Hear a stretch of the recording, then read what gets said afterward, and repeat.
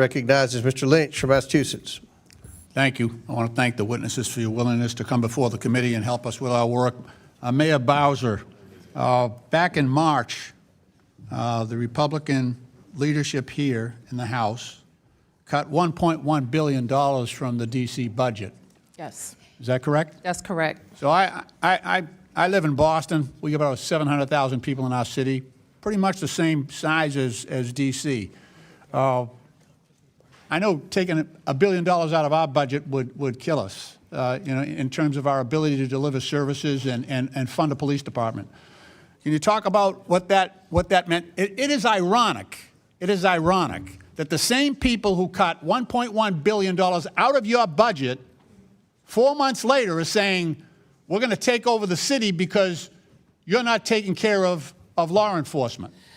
That's correct, Congressman. And it was especially problematic because it came mid-year.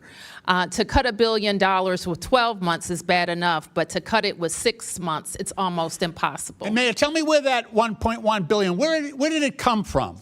It came from every one of our sectors. And when you have to cut that much money. The source, was that from D.C. taxpayers? 100% local dollars. Okay, so they cut $1.1 billion of the tax money paid by D.C. residents. That's correct. They cut that from your budget so that you can't provide as much law enforcement and police officers to patrol these streets. Is that right? That's right.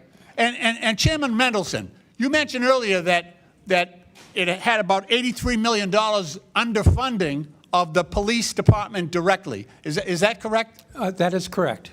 There's an emergency planning and security fund that Congress appropriates every year for. It is supposed to fully reimburse our MPD for its work in connection with the federal presence, whether it's demonstrations or escorts for the. I get it. There's a protest down here every couple of days. Yes. So I compliment you on your ability to try to deal with that. And that's not D.C.'s problem. That's the country, because this is the place we come to exercise our First Amendment rights, to petition our government.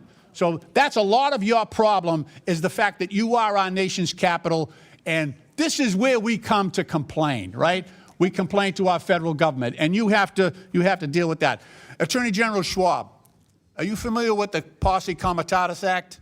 I am, sir. Your mic is not on. Yes, the Posse Comitatus Act is a law, long-standing law in our country that makes clear that in our country, military are not engaged in policing American citizens on American soil. Absolutely, but isn't that what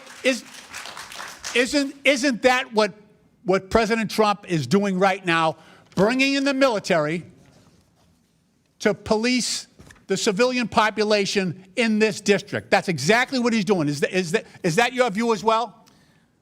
Well, sir, I've filed a lawsuit that involves that very issue in terms of the legality. I read that. That's why I asked you the question. And so while a lawsuit is pending, I'm not going to talk about the specifics of the lawsuit or the merits of it, but I am very concerned about the law of our country being followed, especially when it puts the district and district residents in harm's way. Fair enough. Fair enough. Look, so now we have armed military on the streets here in D.C. because they cut your budget so you can't hire more police, and also to recruit more police officers. That's suffering as well.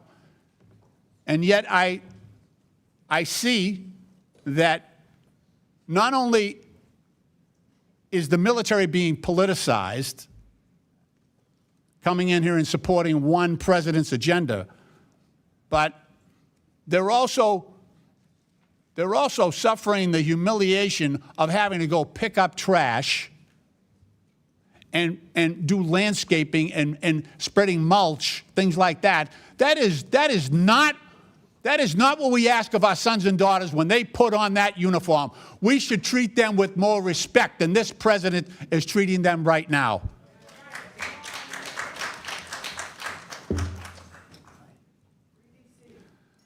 Madam Mayor, how many additional police officers do you think you could hire with that $1.1 billion that was cut from your budget? Well, we think we can safely hire up to 300 officers per year. We know that we can add to our recruitment bonuses. We know that we can invest in the types of things that young officers want, like take-home patrol cars, like updated training facilities, and improved district headquarters. Thank you very much. Mr. Chairman, my time has expired. I yield back. Thank you. Chair recognizes